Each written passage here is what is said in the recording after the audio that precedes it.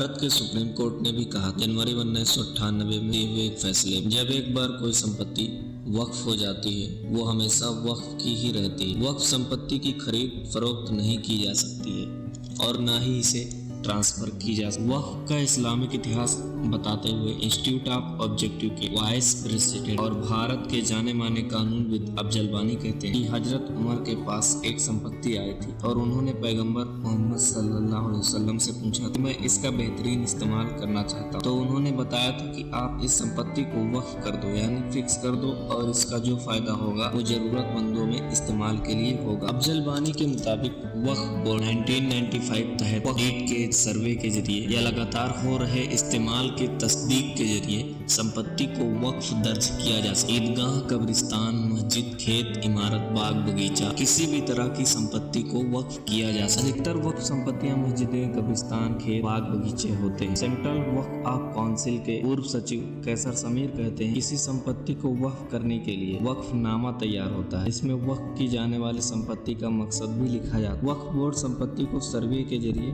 अपने रिकॉर्ड में वक्फ दर्ज कर लेता है और इसका गजट नोटिफिकेशन कराता है। जब तक संपत्ति गवर्नमेंट के रेवेन्यू रिकॉर्ड में वक्फ दर्ज नहीं होती है तब तक ये अमल पूरा नहीं होता। एक सवाल ये भी उठता है कि भारत में कुल कितनी वक्फ संपत्तियां हैं। भारत सरकार की अगस्त 2022 की रिपोर्ट के मुताबिक देश भर में कुल 8,51,535 वक्फ संपत्तियां। सर्वाधिक वक्फ संपत्तियां उत्तर प्रदेश में, यूपी के बाद भारत के पश्चिम बंगाल, तमिलनाडु, पंजाब में सबसे ज्यादा वक्फ संपत्तियां। भारत सरकार ने वक्फ संपत्तियों का रखरखाव के लिए वक्फ बोर्ड और सेंट्रल काउंसिल की व्यवस्था तय। वक्फ संपत्तियों की सुरक्षा के लिए 1995 और 2013 का वक्फ संशोधन कानून ही लागू। हिंदुस्तान की संपत्तियों की सुरक्षा के लिए एक स्थिर स्वायत्त निकाय जिसे सेंट्रल वक्फ काउंसिल कहते हैं। इसके अलावा राज्य स्तर पर वक्फ संपत्तियों के प्रबंधन के लिए वक्फ बोर्ड होता है। भारत में कुल 32 वक्फ बोर्ड है, लेकिन इतनी व्यवस्था होने के बावजूद भी वक्फ संपत्तियों